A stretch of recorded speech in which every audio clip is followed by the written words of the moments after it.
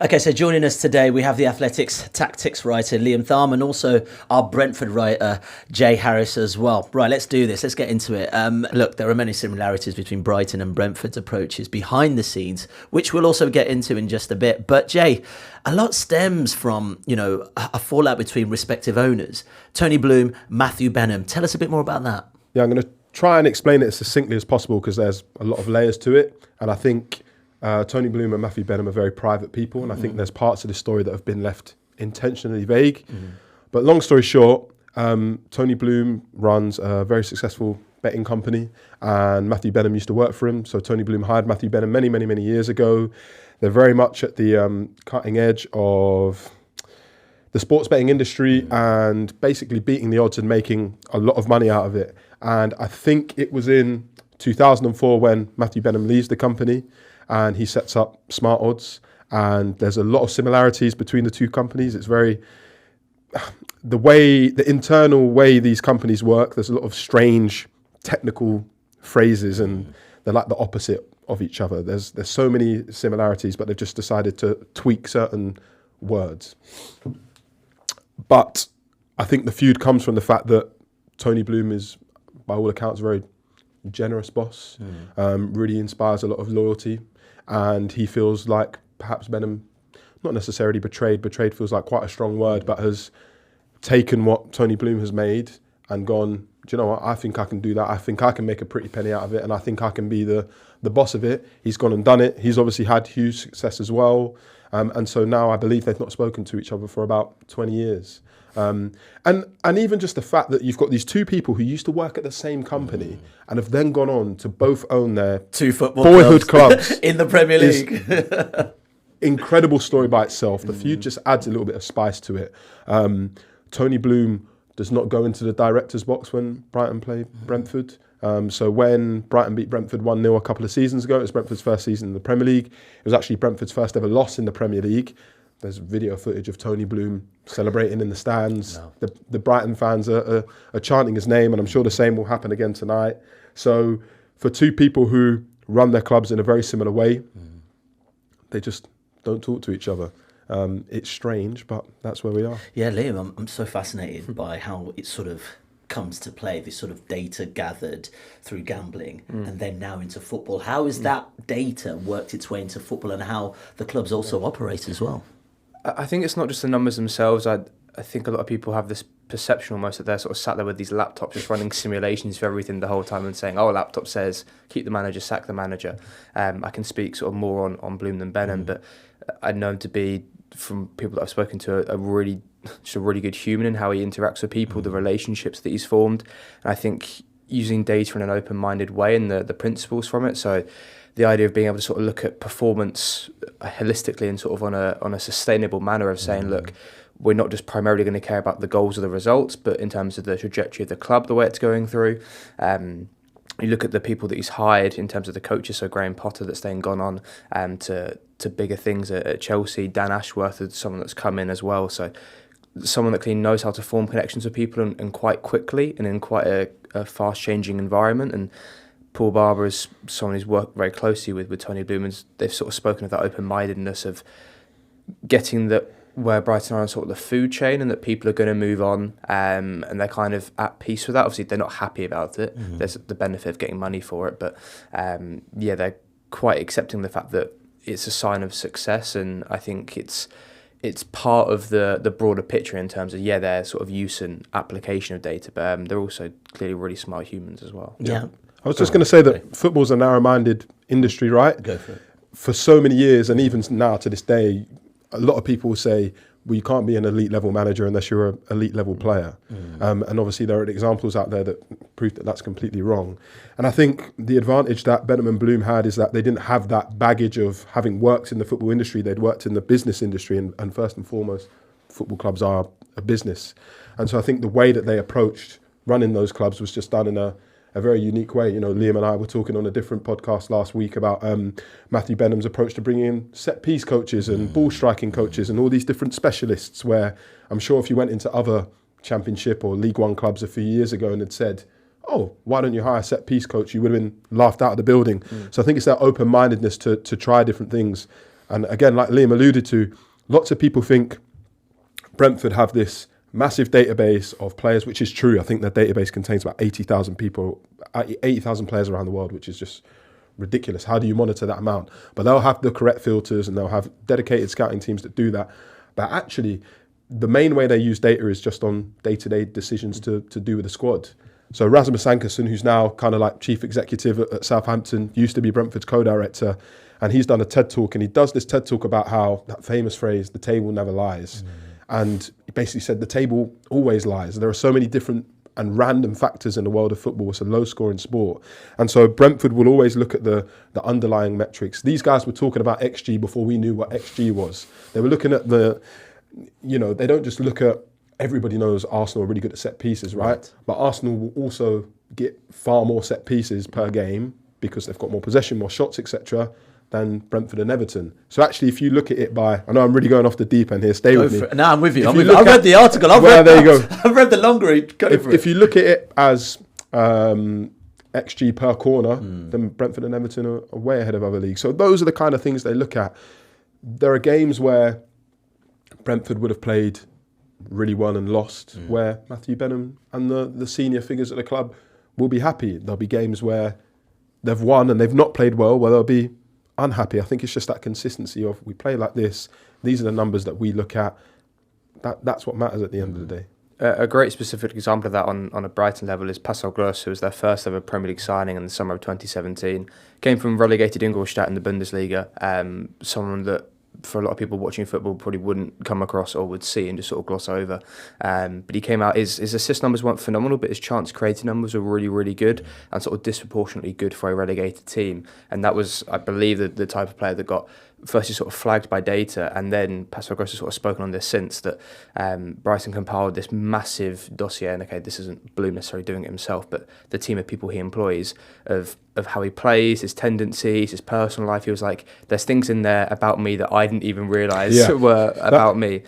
So it shows the data is probably sort of the start point and the end point, and I know Brentford sort of say similar stuff to that, and then there's all the stuff in the middle. It's like almost like a sandwich, if you will. Yeah, I've heard from multiple contacts within the industry that Brentford's presentations when they want to sign a player are out of this world because of the detail they're going into, talking about why they want a player to play in this particular position, how it's going to work, how they're going to, their interactions with other players in the team. So Brentford just broke their club record signing to by Igor Thiago from Club Brugge. So it was announced a couple of weeks after the January transfer window. I think off the top of my head, the number is about 33 million euros. And Igor Thiago's had a good season for Club Brugge in Belgium, but he's only been there for 8-9 months. This time a year ago, he was playing in the Hungarian top flight. So in the space of a year, he's gone from the Hungarian top flight to 33 million euros. That's a lot of money, right? That's a lot of money. You might raise your eyebrows and think, okay, he scored some goals in European competition this season, but that's still a lot. Brentford have been monitoring since he was playing in Brazil for Cruzeiro when he was about 18, 19.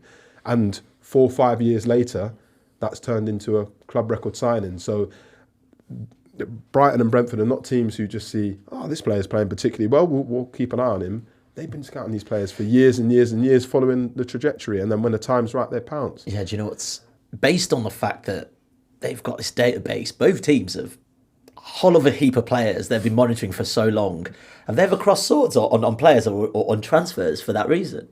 No players stand up to mind, but I imagine so. You look at where they are in the league, and maybe not particularly close this season, but last season definitely they were quite close. So I imagine they're going to operate, and you've got to factor in obviously the post-Brexit rules now of how that impacts sort of player acquisition. But definitely in terms of the type of saying we're going to ease towards sort of younger players that we can either flip for a fee or we can develop over a period of time, and being prepared to shop in sort of wider European markets that are outside of the top 5 leagues. So I know that Karim Matoma, lots of people think Brentford and Brighton looked at him. That's not strictly true. I think Midtjylland, who used to be Brentford's sister club, it's not the case anymore.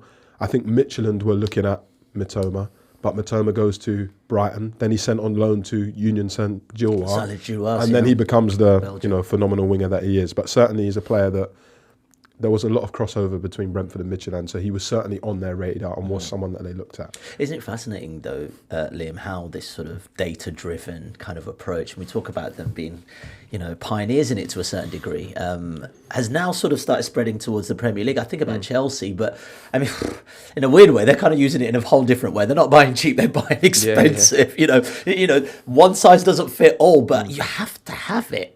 Yeah. Perfect. You have to have it really finely tuned to know what you're doing. Yeah, there's two sides of it.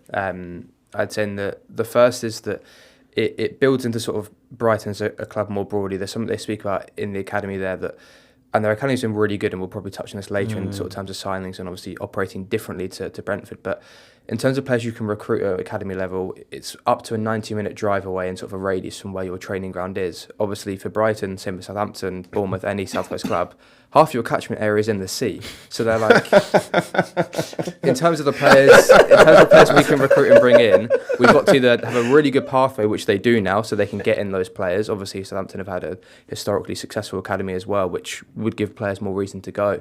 But they're saying they've not quite got the reach that some of the London-based clubs will do, some of the northern-based clubs.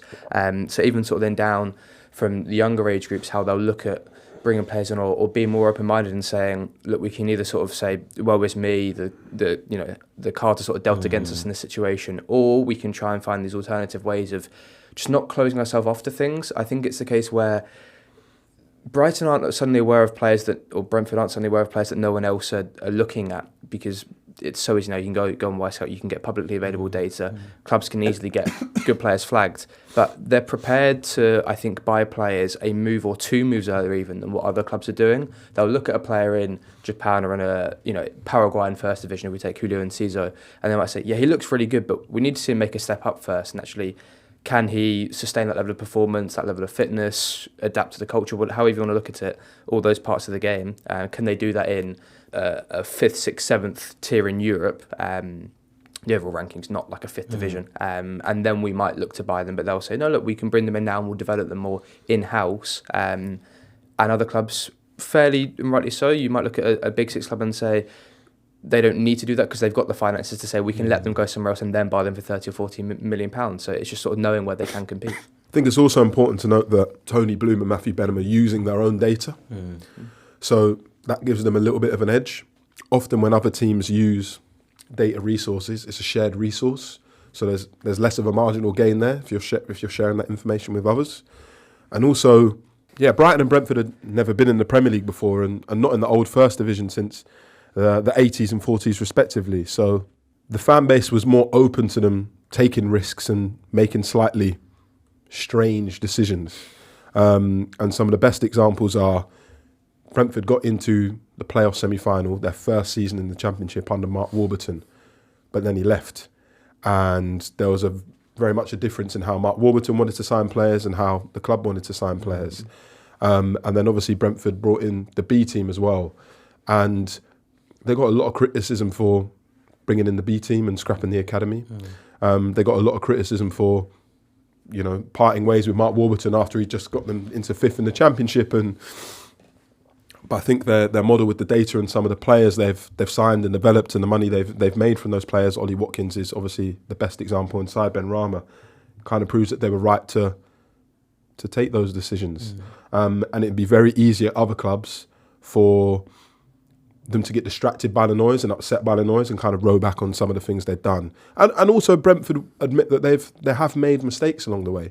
After Warburton left, they appointed someone called Marinus Dijkhausen, and I think he lasted 10 games before they sacked him. So everybody has this idea of Brentford are so clever, Brighton are so clever.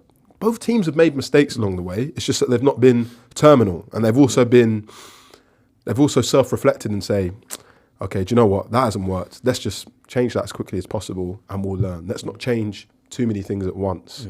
And I think that's been key as well. I guess the profiles of the clubs does lend to the fact that eyes aren't on them like the Chelseas, the Arsenals, the Man United, for instance, if they do make a mistake, for sure. But let's move to the managers. And I'm quite fascinated by this sort of data-driven approach. Have we now, based on this data, got two managers that have very similar philosophies at their particular clubs? And I'd like to sort of just get a sense of what you think of De Zerbi's philosophy and what you think of Thomas Frank's philosophy, and see if there's actually some synergy there based on how the club has scouted him. For De Zerbi, for instance, is it more that he's at the right destination, or is it more that his philosophy drives his team to do what they did last season in particular? The best way I can describe it, and I think it's relevant to compare him to Graham Potter as his predecessor, is De Zerbi has massively raised the ceiling in terms of Brighton were obviously often beaten with the stick of can't score enough goals. There's certain Twitter accounts that have made a following off of tweeting out Brighton's goals and their XG sort of on a game-by-game basis under Graham Potter. And under De Zerbi, quite quickly, he got the team scoring, he got players scoring, and someone like Solly March, who historically had scored some really good goals, but wasn't sort of as, a scorer of great goals, not a great goal scorer, which wasn't the case under Potter. And at the same time, the defence has kind of dropped out a bit. They now are occasionally going somewhere and getting smashed or conceding a lot of goals. It is a really big net positive. They've broken club records for points, for their finish position, got a first European season out of it, and done really, really well overall. I think he's and Jay can speak better on Frank than I can, but I think De Zerbi's a lot more dogmatic. He's spoken numerous times sort of saying that he can't play or doesn't want to play any other way than this very intricate, through the middle, baiting the press on, trying to find these patterns to play through. There's a great video where he sort of breaks it down with Glenn Murray of saying that when this defender's got the ball here, if he gets pressed this way, he should play one of these two passes. I also remember, similar to that, when I think Brighton beat Manchester United at the Amex late last season. I think it was that game. Lewis Dunk spoke to Jamie Redknapp afterwards on Sky, and they were showing some passes, and Dunk was breaking it down, and Jamie said, "Oh, what a great pass here." And he goes, "Actually, that's the wrong pass. I've been pressed this way, so it should be a different one," which, again, at its best means you carve through teams in 2 or 3 passes. And look, they've been the best 2 teams against the Big Six since Brentford came into the Premier League. So their styles are different, but working. So I think De Zerbi being so dogmatic works when it works really, really well. And when it doesn't come off, he's had some fair critique, I think, about sort of being adaptable or having a plan B. Yeah, Jay, I mean, one thing, I was at Brentford against Man United over the weekend, and I got to say, one thing that stands out for both teams is just how industrious they are, though. I mean, is that by design or by style of manager? I think you have to be. I remember there was a game where it was the opening day of the 2022-23 season, and Brentford came back from 2-0 down against Leicester City to draw 2-2. And Thomas Frank doesn't often get rattled or irritated in press conferences. Somebody said to him, "Felt like your players didn't put in much effort in the first half." And just suddenly saw his eyebrows raise. And he said, "If my players didn't put in effort, we wouldn't be in the Premier League." Because of the quality of players and the quality of their opponents, Brighton and Brentford have to work harder than the teams they're coming up against. I think, firstly, Brentford's philosophy is Matthew Benham's philosophy. Brentford play the way that he wants to play. That's his overarching vision. Okay. And I think it's obviously Thomas Frank's responsibility to implement it. But because Thomas Frank's been there, I think he's been head coach for 5.5 years now. I think it was October 2018 he was appointed. Everybody just assumes it's his way of playing. But I do think that Frank is very adaptable. Brentford were great entertainers in the Championship. I think some people forget that. For 2 seasons consecutively, they were a joy to watch. When they had Watkins and Bumo Benrahma as that fluid front three, changing positions, they were great fun. And then you sign Ivan Toney and you have to play in a different way, and Ivan Toney gets you promoted. You can't play the same way in the Championship that you do in the Premier League. Burnley are the living embodiment of that. And so Brentford go more direct. They go longer. They've always been a good set-piece team, but they rely even more on set-pieces. But then I think what Brentford hoped to do this season was kind of slowly morph back into what they were in the Championship. They'd had 2 seasons in the Premier League. They wanted to be more ball dominant, but just the amount of injuries they've had this season's completely wrecked that. I think Thomas Frank's biggest strength is that he can just adjust to what the team needs, to what the opponent. I'm trying to think of the best way to phrase it. To negate the opponent's tactics. Like you said, they were phenomenal against Man United. They're phenomenal against Tottenham. Tonight's game will be really interesting. Set up, right? Because Brentford will probably go man to man on Brighton, and it's funny. Me and Liam have joked about this, but Brighton have now scored the same goal twice against Brentford, where they basically pull the wingers quite wide. Yeah. And so Brentford's defenders follow them out wide. There's a massive gap in the middle. Jason Steele or Bart Verbruggen hits the ball into that spot. The winger will then run from the channel inside and scores. It's bizarre to watch play out, but Thomas Frank thinks the best way to beat Brighton is by going man to man. And I just think any other football team, if you left that gap in the middle, you'd be absolutely screaming. But they clearly know what they're doing. They clearly think that's the best way to do it. So it is good fun to watch the different styles. Yeah. I wonder if the Zerbi gets... I feel like where people would tend to rank them, and not massively in the interest of sort of ranking managers, I think it's quite hard to do, but he's probably got a little bit more appeal, I think, sort of generally than Frank. Is that because of that dogmatic nature you were talking about? He has a sense of like, this is what I'm bringing to the club. Whereas Frank, as you said, it's more of a company thing, right? Yeah. Right. But it's also that Italian va-va-voom. Yeah, true. Partly, he's a pretty boy. Pretty privileged. But I think it's also a fact that he gets praise from...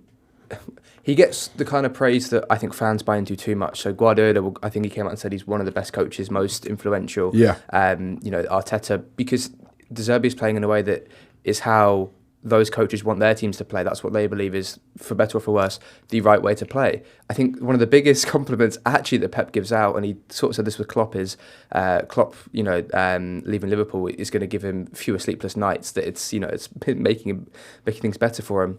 He hates playing Brentford. You should see any of Guardiola's press conferences before or after Brentford. Yeah, Klopp doesn't like them either. I was at the City game when Brentford lost. Phil Foden scored a hat-trick. And City won 3-1 from Brentford being 1-0 up. And after the game, someone asked, the first question in the press conference to Guardiola was, talk to me about Phil Foden. I think it was his first senior hat-trick. They were like, amazing moment for him, having a phenomenal season. And he went, Brentford are so hard to play against. Like, the spaces are so small, they're so compact. And it's just a case of, and again, I don't want to divulge too much into Guardiola on a pod that's not about him, but he's the sort of guy that praises teams that play against him in the way he wants his teams to be played against. So he wants someone to press them so they can play through.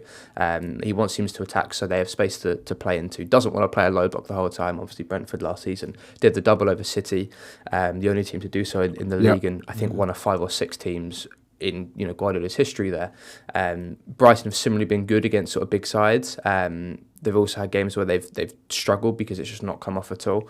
So there's probably a clearer end game towards what De Zerbi is trying to do, of saying playing this sort of set. It's a bit more structured and a little bit more rigid, and I think there's value to doing things both ways. But I think the adaptability point's really important with Frank. He doesn't get enough praise for having a way of saying we're going to switch shape, and I know he's gone on Monday Night Football and sort of broken all this down of changing shape, sort of changing approach against sort of the big 6 teams, the high possession teams, and going sort of more 4-3-3, more attack-minded sort of against teams where, they can dominate the ball. Let's move on from managers and recruitment, something that's really fascinating in football, just for results alone.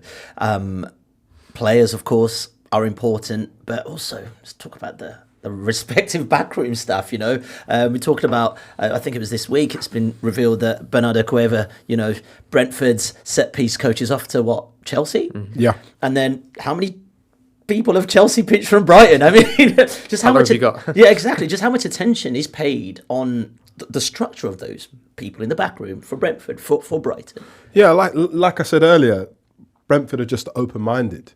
And they've were kind of the ones who kick-started this trend of having set-piece coaches. And again, it's something Liam and I spoke about on the Tactics podcast last week. It's an area of the game that had been overlooked before. And I think the first set-piece coach at Brentford was Gianni Vio, who then went on to help Italy win the Euros, and he was part of Antonio Conte's backroom staff. He's replaced by Nicolas Jova, who goes on to Man City and is now at Arsenal. Then Brentford had Andreas Gordson, who again went to Arsenal and then I think became Malmo's sporting director. And now they've got Bernardo Cueva, who's off to, I think, lead Chelsea's set-piece department. It's all about having people that can bring different perspectives. Everybody knows, well, most people know of Thomas Gronemark, the world's only throw-in coach, or the world's only full-time throw-in coach. He made a big difference to Liverpool winning the title. Well, he worked with Midtjylland and then worked with Brentford a couple of years before he worked with Liverpool. So like I said earlier, it's about these clubs being open-minded and trying to do different things. And really it stems from Brentford had one of the lowest budgets when they were in the Championship, and they've still got one of the lowest budgets now in the Premier League. So how do you improve the quality of your squad if you can't just go out and spend 20, 30 million pounds on a player? You get these specialists who hopefully improve the existing talent. Marginal gains, isn't it? Yeah, of course. They had a ball striking coach who helps players with their free kick technique, their penalty technique, their open play ball striking technique. It's all those tiny little things which it's hard to measure the direct impact they have, but will have a tiny impact even if it's on a player's confidence to take a shot from 30 yards and put it in the top corner the next time it happens.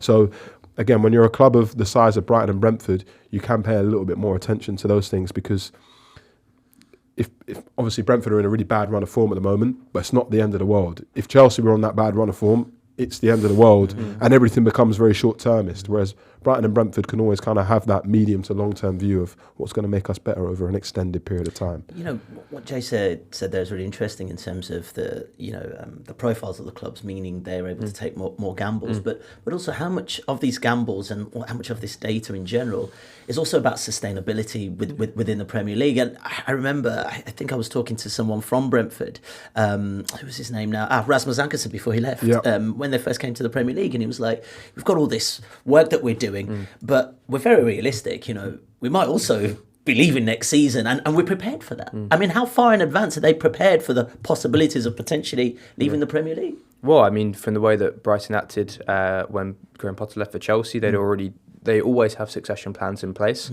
There's a lot of internal promotion across all the sides of academy, women's side, men's side, of people moving up roles, and not just a case of like earning those promotions, but saying we understand the value of having someone that's been at the club for a period of time, that already understands the culture and where the club is at. There's been very clear ambitions which are literally posted up on the walls in the club at the training ground of being a top 10 Premier League team on the men's side. I think it's either a top 3 or top 4 WSL side, of having X number of minutes or percentage of minutes played by academy players. So again, there's not, it's not heads need to roll if these things aren't necessarily met, but it's saying here's what we want to be and become, and then that is so much easier to implement when you've got that vision very clearly. That makes things very actionable on a day-to-day basis when you know what you're working towards. I think with Brentford, it's something Thomas Frank has spoken about. They're very aware of the fact that they might get relegated. They've always maintained that outside of the top 6, and you can probably put Aston Villa and Newcastle in that category at the moment, maybe Brighton, maybe not, all the other 11, 12 teams in the Premier League are at risk of going down. This time a year ago, Brentford were, I think, in the middle of a 12-match unbeaten run, or had just gone on a 12-match unbeaten run, and finished, I think, 2 points off the Europa League. Yeah. And now they're 5 points above the relegation zone, and quite fortunate, maybe fortunate's the wrong word, would be lower down in the table if Nottingham Forest and Everton hadn't picked up points deductions. Things can change like that. And they were really confident at the beginning of the season that they'd potentially finish in the top half of the table again. All that matters now is avoiding relegation. All it takes is for a few injuries to the wrong players, for a transfer sale that you weren't expecting to happen, and the dynamics completely change. You do have to give a lot. Brighton have been a bit inconsistent this season, but they've been in the Europa League for the first, European competition for the first time in their history. Still top 10, aren't they? Still top 10. They sold McAllister and Caicedo. Yeah. How many other teams in the Premier League, if they sold their two best individuals, would be able to maintain that level of performance? And it's inevitable at some point that Brighton will have a bad season where too many players, or the manager leaves and there's not an immediate uptick in form. It will happen, but I think sometimes it's like anything in life. If you worry about the bad things too much, it almost becomes like a self-fulfilling prophecy. You almost have to accept the fact Brighton and Brentford are still punching above their weight. Things might go wrong, but as long as you do everything you can to kind of prevent that from happening, then hopefully you should be all right. I'm so interested in where these clubs go from here. Liam, I think we were talking about it. In terms of, you get to a point where you've stayed in the Premier League.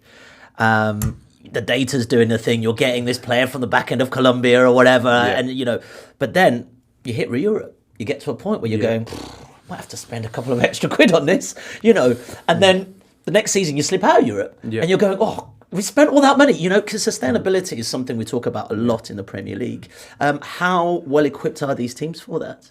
Oh, phenomenally. I mean, I'm not actually honestly fantastic with the actual finance numbers, but I think from what I've seen, Aniela's written on site and the finances that have come out is that they're doing really well. You'd hope so for the amount they've sort of sold players for. They've spent a fair bit as well. They broke club record in terms of bringing in João Pedro, who had to have a lot of discussions with people for probably about 4 seasons where they're going, Brighton just need a striker, need to buy a striker, and it was like it's not always that straightforward. Graham Potter, I think, had that every transfer window, and ironically enough, I think it's maybe an interesting comparison of the benefit of having an academy that's sort of developing players that are ready to step up, which is maybe more easy for Brighton to do now it's established than perhaps Brentford, just by nature of the way their B team works compared to an academy. So if you look at some of the biggest players or the most influential, so Evan Ferguson's a great example of someone that stepped up, was phenomenal at 18s, 21s level, always looked like he was going to go right to the top and didn't get rushed through, came through at the right time. Jack Hinshelwood's been a big player this season as well, playing a mix of sort of central midfield and fullback roles, formerly the under-18s captain.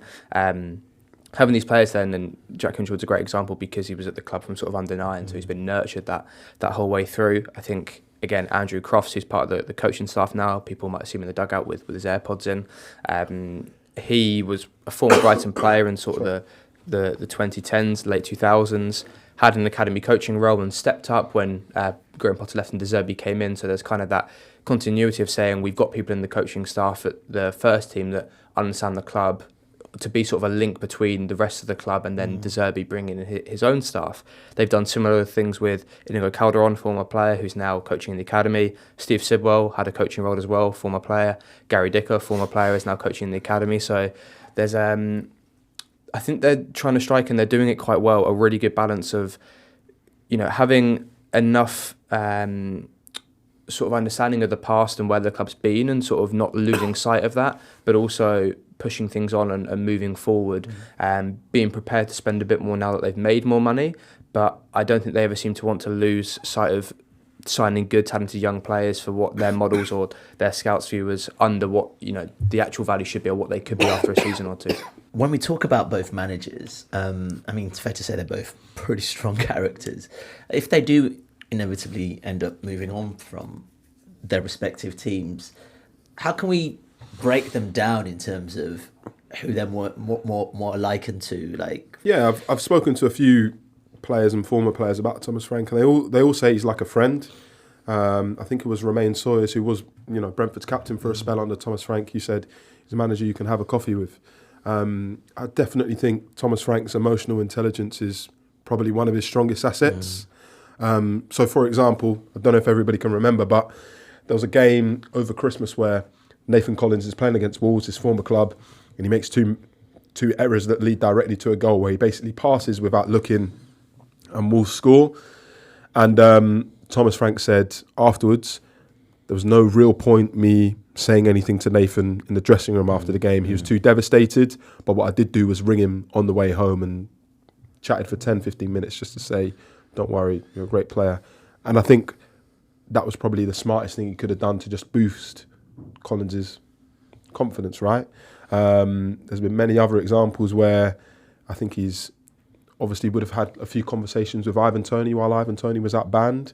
I think in public he's been very supportive of Toney. He's never really criticised him for what's happened. He's just said, he's a player, we'll support him whichever way we can. And so I think that's one of his biggest strengths. If he goes into another club in the future, he'll quickly get the players on board because he's a very personable character. Even when he interacts with the media, he's a really, really friendly guy. Right. And I think people like that. I think he, as I mentioned earlier, Brentford are in a difficult run of form, but I think something that stood out to me is when Visser scored against Chelsea, Visser ran over and celebrated in front of the dugout, and then all the players kind of jumped on Thomas Frank, and I thought, okay, that's a real sign of unity and togetherness. So I think wherever he goes in the future, he'll quickly get the players in the dressing room on board. I think De Zerbi shares Guardiola's sort of perfectionism and is similarly animated on the touchline. Someone who tends to gesticulate a lot. He's got booked an awful lot this season, or I think he might be the most booked manager in the league. So he's had his fair sort of share of things to say about refs, and there's part of that where I think there's been times where he's perhaps not tolerated certain players. I know that with Leandro Trossard leaving and Robert Sanchez leaving, that sounded like, and again, I'm not saying this off any actual knowledge of it, but from what the reports look like, a breakdown really in sort of a player wanting a certain thing or things their way, and Zerbi saying, no, it's going to be done how I want it to be done. If you don't like that, you can leave. Which obviously, again, has its pros and cons of you can get a team to work in real unity, but you might not be able to fit in sort of, I don't want to say mavericks the wrong word, but players that might want a bit more give on their end. So it would then be interesting to see him at a bigger club or a club with bigger expectations and sort of demands, because Brighton have been a bit inconsistent at times in terms of results this season, and that is due to sort of a variety of things. He's bemoaned there's been a few sort of 1-1 draws at home against bottom half teams where Brighton have either gone 1-0 up and then dropped points or not put the game to bed, or they've gone 1-0 down to a poor goal, a set piece goal, and salvaged a late equaliser but not really looked that good. And Zerbi, really the thing he's bemoaned the most is sort of the injuries and not having sort of the depth. That's the one, I think, area of disconnect between sort of him and the club has been. He wanted more recruitment in January. There are injuries that sort of came out of nowhere or you just didn't expect to happen, or the amount when they came. But Bloom and the rest of the staff felt that they were in a good enough place with the players they had and the depth that they had. Again, not to say that either person was right or wrong. I don't think Roberto De Zerbi is going, I told you so, but just from a coaching perspective, wants to have that depth to really compete Premier League, in the Cups, in Europa League. Yeah, I guess, no coincidence he's been, connected with certain big jobs, Bayern Munich, for instance, and whatnot. Writer, I should say, Andy Naylor for The Athletic basically said that De Zerbi's concerns is whether he will have the equipment to match his ambition of ensuring the club record high finish of 6th last season does not turn out to be just a one-off. Now, we've reported that, Brighton have made serious profits, based on what he's done, but also based on what the club has done. Is there an idea that, let's say, him and the chairman see eye to eye, a few, new recruits are brought in, they spend some serious money, that that could twist his hands to curb those ambitions for a bigger club? Yeah, I think so. I think it's also worth noting that Tony Bloom, as a fan of the club, invests a lot of his own wealth into the club. So it's slightly different in the sense that this isn't, it's obviously technically external investment, but it's not a company that are just pouring however many millions into it. It's someone that's got a real sort of passion, so there's probably a degree of care on that regard. And look, Bloom has been Bloom and Paul Barber especially have been the consistence throughout that whole time. You're looking back to when sort of the Amex opened in 2011, from just promoted out of League One throughout the whole Championship journey to the Premier League. So I don't think they've ever necessarily been sort of conservative with transfers, but they've never. There was probably a period, I think 2018-19, where they made quite a few attacking signings. I think Jürgen Localia, Alireza Jahanbakhsh come to mind of players they spent big money on at the time and didn't come off because it was Chris Hughton in a more defensive team. But since then they've not really spent ridiculously. That sort of showed in January. I think they were interested in Kieran Dewsbury Hall, and there's a really important point to make here is that Tony Bloom, as well as sort of his data background as his business, is a professional gambler, plays poker professionally. And it sort of shows every transfer window where big clubs come looking for Brighton's players or staff, and you go, good luck, you're going up against someone who plays poker for a living and knows how to bluff and makes millions doing it. Good luck trying to get a player out of him for anything less than what he thinks is right. So you look at the fees for Benjamin White, Mark Cucurella, maybe not Yves Bissouma, but Moises Caicedo, Alexis McAllister, that people consistently say, oh, you're paying Brighton too much for these players. Well, you keep doing it, they're going to keep accepting the fees. Reason being is because they've got someone that has succession planned and knows how to negotiate on the human side. What about Thomas Frank, Jay? In that respect, Brentford 5 points clear of relegation. I mean, things can still swing. We're surprised that De Zerbi's getting all this Bayern Munich conversation, wherever, Liverpool conversation, and yet no conversation really about Thomas Frank's departure, or is it in danger? I think there was a lot of talk last season. I don't think he came close to getting the Aston Villa job ahead of Unai Emery, but there were definitely discussions. He was also linked with Leicester City, but I think the money involved in sacking Brendan Rodgers made them delay their decision. It's hard to know what's going to happen with Thomas Frank because he's always kind of linked to... I've seen him mentioned with the Liverpool job, for example, but he's always at the bottom of that list. For some reason, it feels like he's always the bridesmaid, never the bride when these kind of conversations come up.